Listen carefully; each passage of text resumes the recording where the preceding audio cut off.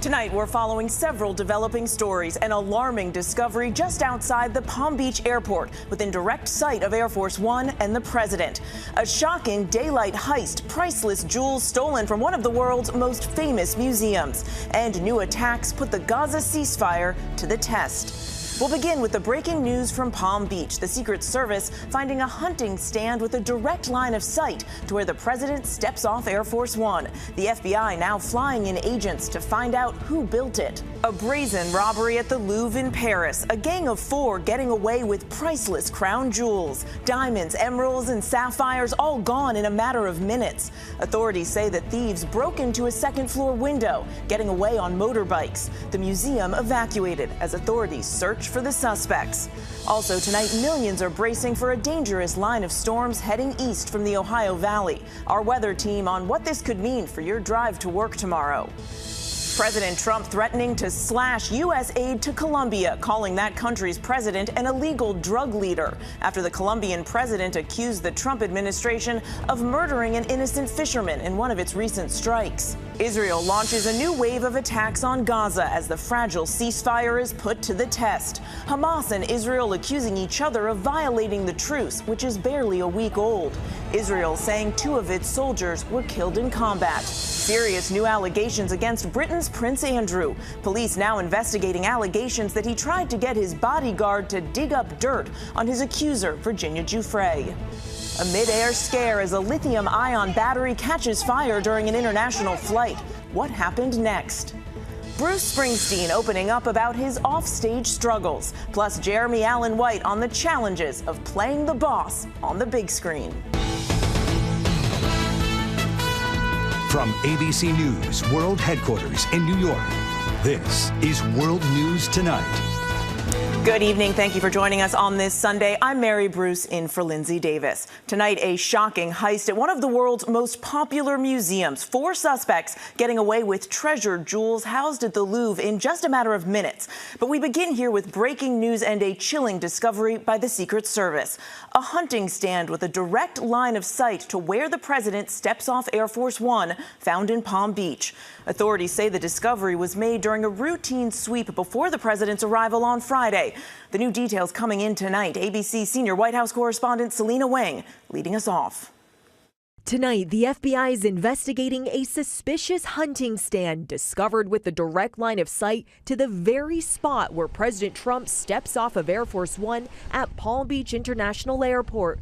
The Secret Service says the item was discovered during a routine security sweep ahead of the president's arrival on Friday.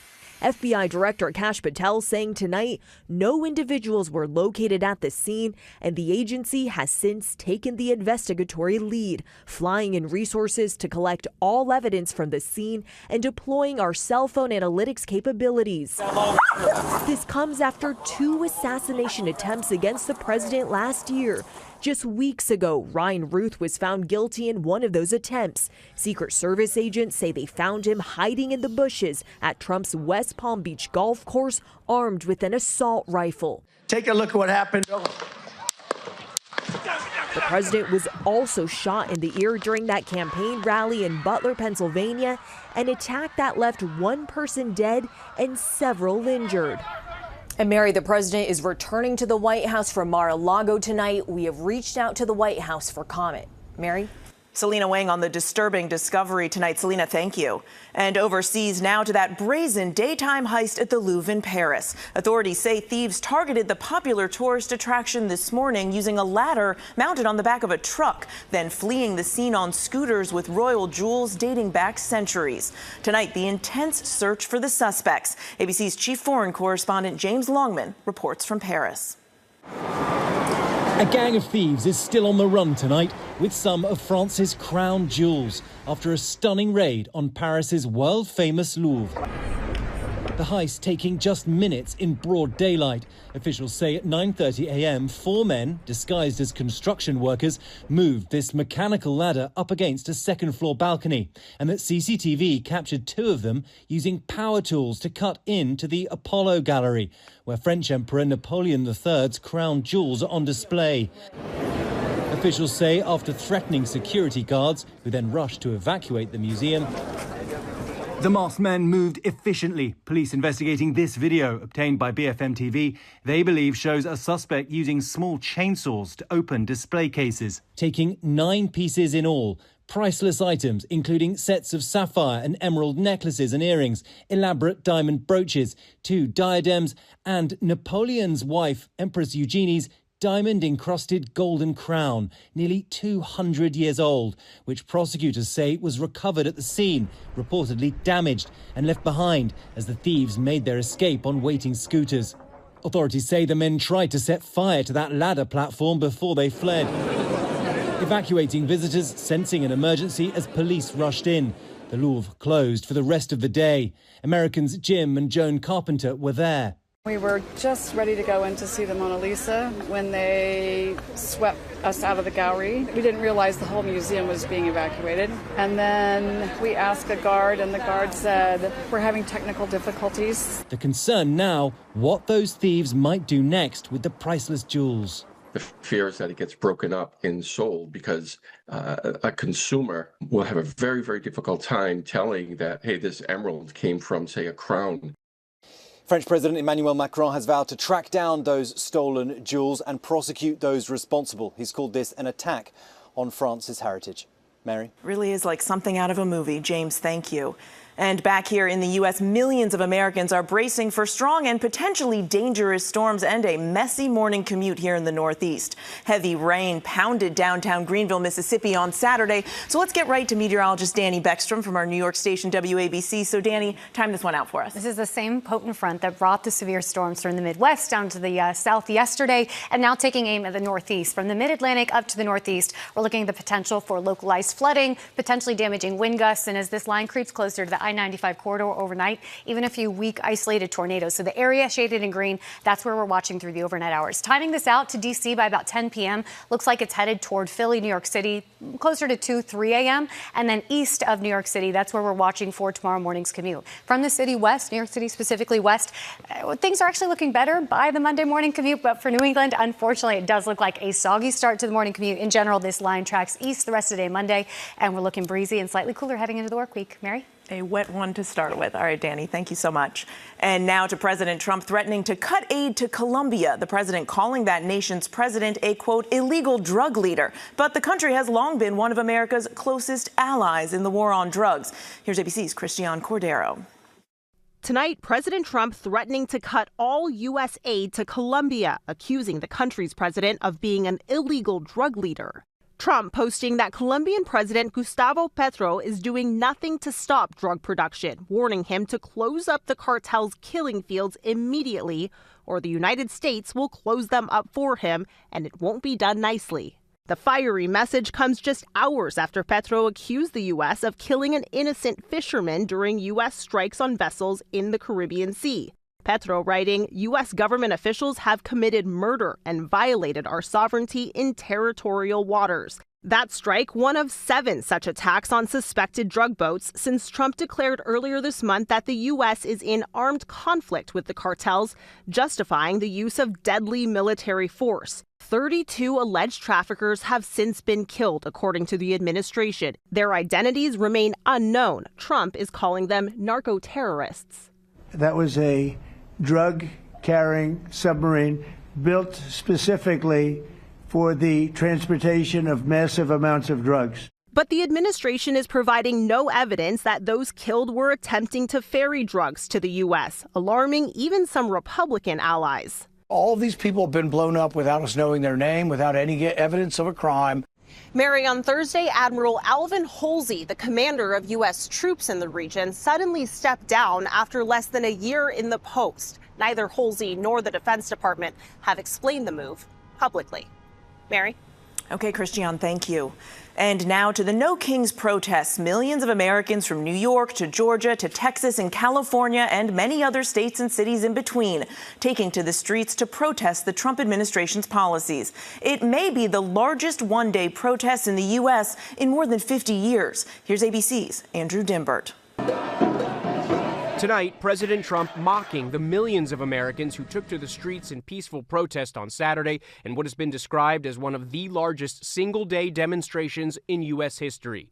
And An estimated 7 million people gathered across some 2,700 No Kings rallies in cities from coast to coast, according to organizers.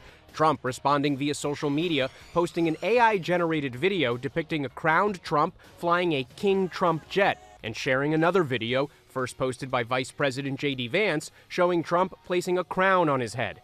But from Los Angeles to Chicago to New York's Times Square, a common refrain. What brings you out here today? Democracy is dying and we have to save it. Mary, this was the second No Kings Day since President Trump returned to the White House, and many protesters on the ground we spoke to say they hope to carry this momentum into the midterm elections, now just a little over a year away.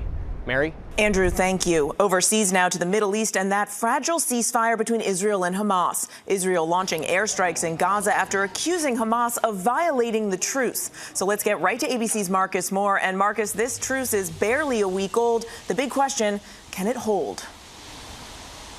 Mary, absolutely. And there's some key developments tonight. Israel carrying out a number of airstrikes across Gaza today, and they also cut off aid to the enclave, but have since reversed that decision. But Prime Minister Netanyahu had already threatened to cut off aid until all of the hostage bodies are returned.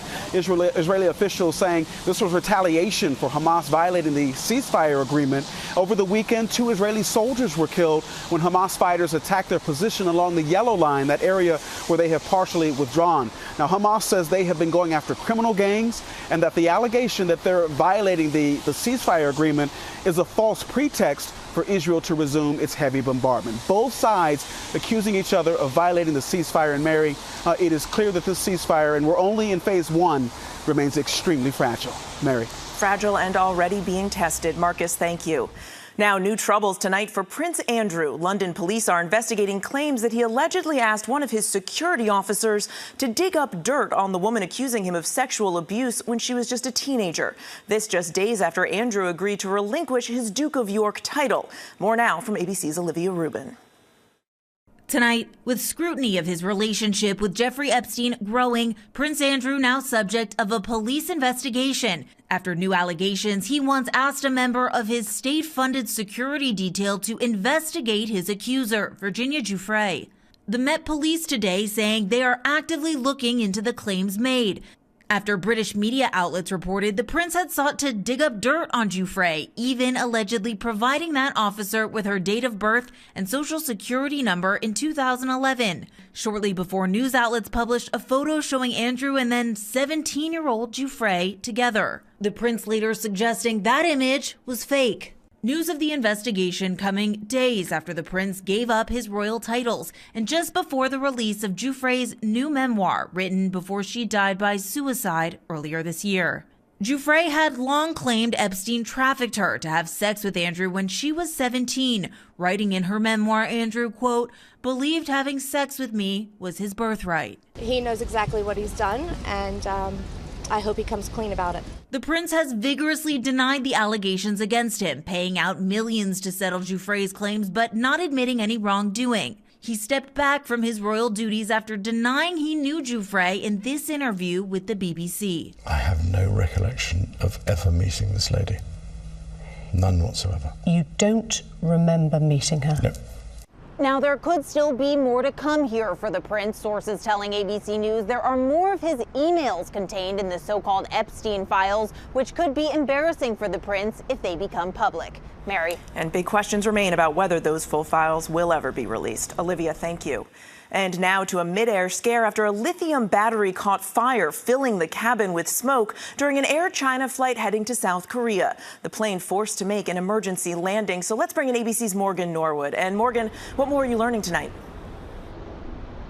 Well, Mary, as you pointed out, this was a terrifying incident for those 160 passengers and crew members aboard that international flight. Just take a look at this video. You can see flames tearing through an overhead bin after a lithium battery ignited. And within seconds, we see black smoke pouring across the cabin. Passengers there also heard screaming. Crews then running with fire extinguishers.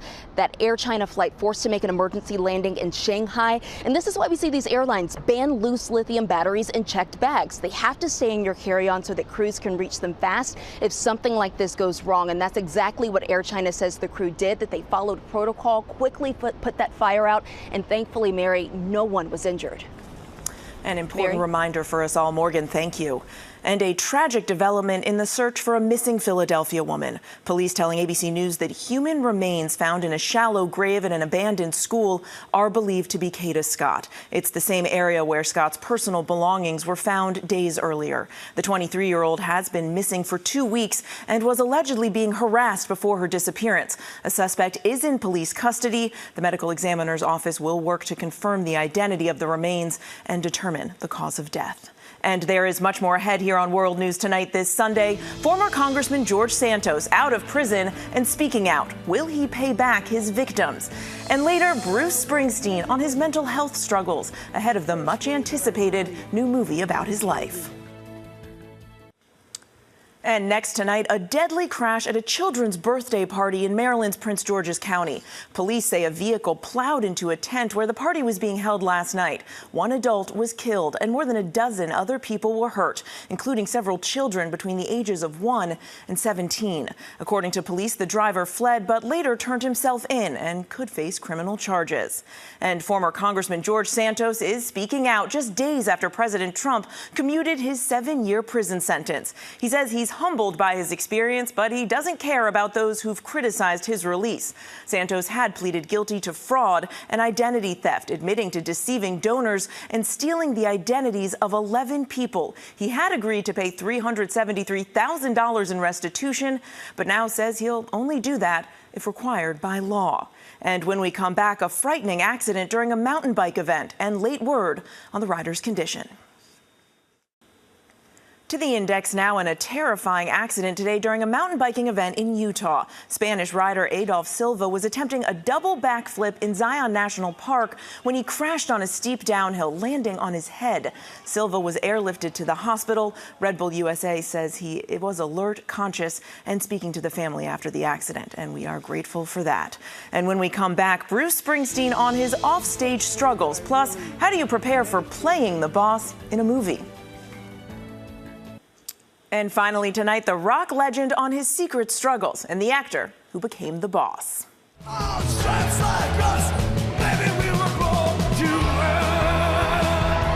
This is often what comes to mind when you think of the boss. But the powerful new movie, Springsteen, Deliver Me From Nowhere, is peeling back the curtain on a critical but little-known chapter of the rock titan's amazing career, the making of the album Nebraska, and the depression and mental health struggles that accompanied it.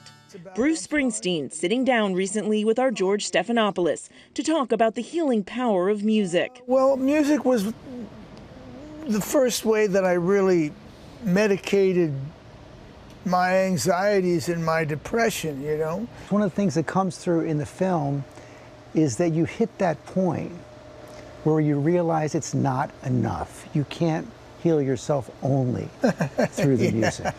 I really knew a lot what to do with those 3 hours on stage. It was the other 21 that were killing me. You know? Jeremy Allen White, known for his roles in Shameless and The Bear, now embodying the boss. But he faced an immediate challenge. He doesn't sing or play the guitar. I was scared right away, and I said, I don't sing, I don't play the guitar.